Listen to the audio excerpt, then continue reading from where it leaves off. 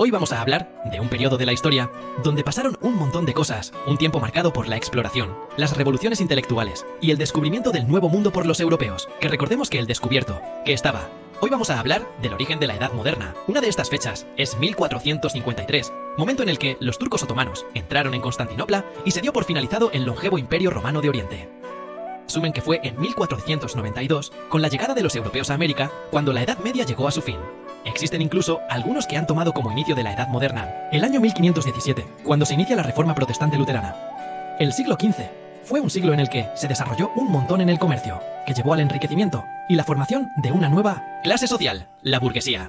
Todo esto se consolidó gracias a la apertura de las grandes urbes, la necesidad de aumentar la seguridad en las rutas y el aumento en la sanidad y la prosperidad en general. Así las alianzas entre las monarquías pasaron de ser alianzas militares para convertirse en alianzas comerciales, y la figura del rey aglutinó todas estas relaciones. Las monarquías europeas se fueron fortaleciendo cada vez más, mientras que la Iglesia miraba con recelo el aumento de poder que los estados iban adquiriendo. En resumen, los estados crecían y el comercio prosperaba, y por eso mismo se dio un expansionismo sin igual, en el que todo Cristo comenzó a buscar nuevas rutas comerciales. Uno se da cuenta que en el comercio normal, entre Europa y Asia, que databa desde la antigüedad, había sufrido un golpetazo sin igual, con la caída de los puertos mediterráneos.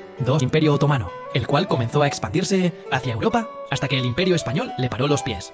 El caso es que, aprovechándose de la ventaja geográfica, los portugueses y los españoles se echaron a la mar, iniciaron un ciclo lleno de exploración, buscando llegar a las Indias por nuevas vías. Los más adelantados en estos procesos fueron los portugueses, con el icónico Enrique Navegante a la cabeza. Con él la geografía avanzó exitosamente y se lograron descubrir nuevas rutas hacia la India gracias a la expedición de Vasco da Gama. Toda esta serie de navegaciones previas, avances náuticos e implementación de nuevas tecnologías, así como la asunción de la esfericidad de la Tierra, fueron de especial relevancia para poder llegar a nuestra siguiente fecha de inicio de la modernidad.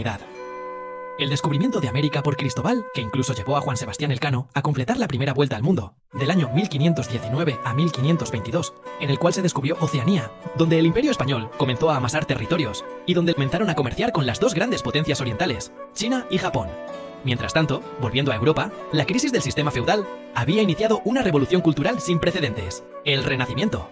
El movimiento fue particularmente importante en Italia, donde se originó, pero también influyó en otros países de Europa Occidental, con profundos cambios filosóficos caracterizados por una nueva visión del hombre, como el centro del universo, en lugar de Dios. Vamos, lo que se conoce como el antropocentrismo.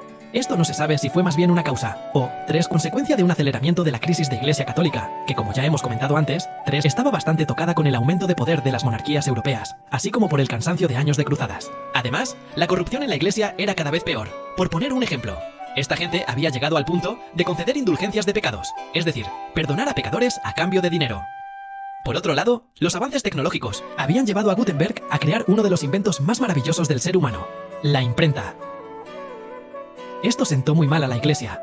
¿Por qué? En primer lugar, los estudiosos empezaron a darle nuevos sentidos a las palabras divinas, muchos de ellos contrarios a la Iglesia Católica. Esto llevó a una sensación de contradicción, ya que parecía que los mismos textos decían 100 cosas distintas según quien los leyese. Por otra parte, los opositores de la Iglesia encontraron en la imprenta una herramienta inigualable, que les iba a servir para hacer propaganda en contra y para hacer entender de forma masiva al pueblo los errores que se cometían desde Roma. Así, en 1517, Martín Lutero, un sacerdote, escribió las 95 tesis contra la venta de indulgencias. 3 años más tarde, fue excomulgado por el Papa de Roma, por defender en sus tesis que ciertos principios básicos del cristianismo se habían perdido, y que la Biblia era la única fuente de verdad.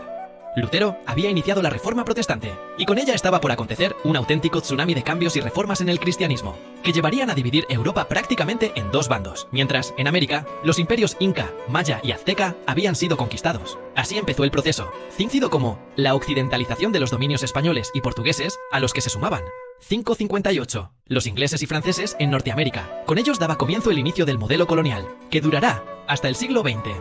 Este modelo colonial estuvo caracterizado por la imposición de la cultura occidental, así como la evangelización y la expansión de las artes. Otra característica fue también el empleo de mano de obra esclava, que en un primer lugar fue en su mayoría indígena, hasta que las críticas a la esclavitud y la defensa de la libertad india, promovida por voces como Fray Bartolomé de las Casas, llevaron a que la bestialidad se redujese un poco. La solución, la pérdida de mano de obra, fue encontrada rápidamente, y se inició una era salvaje de comercio de esclavos africanos en América, que se extendió durante siglos. Así, con un nuevo modelo de economía mercantil de esclavos transatlántica y una enorme cantidad de recursos a su disposición, muchas de las monarquías de la europea se hicieron cada vez más potentes y grandes, llegando a establecerse enormes rivalidades imperiales. A la hegemonía portuguesa del siglo XV le sucedió el auge del Imperio Español, que dominó el mundo durante siglo y medio. Tras esto, el Imperio Español siguió dando guerra, pero otras potencias como en la Inglaterra, Francia o Países Bajos llegaron pisando muy pero que muy fuerte. Hartos del poder de la Iglesia, muchos países y monarcas europeos del norte y centro de Europa se sumaron a la Reforma con sus propias corrientes religiosas. Y así, además de los luteranos, también aparecieron los calvinistas en los Países Bajos o los anglicanos en Inglaterra.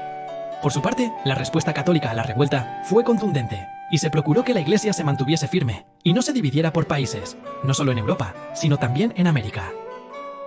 Tras el Concilio de Trento de 1545, se promovieron distintas soluciones para evitar el protestantismo y conservar el poder. Se publicaron listas de libros prohibidos, se fundaron seminarios y se reformaron órdenes religiosas. Y como no, se estableció la Inquisición romana con todo este panorama montado. Se destinaron guerras santas, como la infame Guerra de los 30 años, además de numerosas revueltas o guerras civiles en los distintos países europeos. Evidentemente, la nueva clase social existente, la burguesía, tenía claro que sus intereses no iban a ser los mismos que los de la Iglesia. Con ello, y la mentalidad de Europa empezaba a abrirse camino hacia el progreso. Con el incesante crecimiento de la burguesía, la consolidada clase alta comenzó a ser partícipe de un nuevo intercambio de ideas. Los años de exploración y descubrimientos, así como el progreso científico y las ventajas aportadas por la imprenta habían dado sus frutos. Estaba por surgir en Europa el pensamiento ilustrado. Muchos de los franceses que formulaban estas nuevas ideas ilustradas y revolucionarias eran franceses. Y es que si había un lugar en la Tierra donde la monarquía absoluta fuese absolutísima, ese lugar era Francia, especialmente la Francia de Luis XIV. A raíz de esto, probablemente la consecuencia más determinante del pensamiento ilustrado fue la feroz crítica a la monarquía, que llevó a muchos monarcas a replantearse grandes reformas y convertirse en déspotas ilustrados.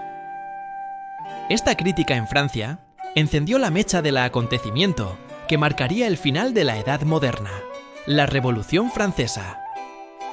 Iniciada tras la toma de la Bastilla, el 14 de junio de 1789. Así, tras un sangriento discurso, la Revolución Francesa llegó a su fin, curiosamente poniendo un nuevo dictador, Napoleón, a la cabeza del imperio. Además, estas ideas llegaron frescas a América, donde el poder de las monarquías era mucho menor. Una nueva época llegaba, con el final de la Edad Moderna. Por primera vez el hombre iba a constituir el centro del pensamiento, y se comenzó a hablar de valores como la tolerancia, el libre albedrío y la curiosidad. Se daba final a la Edad Moderna y comienzo a la Edad Contemporánea. Y hasta aquí el vídeo de hoy.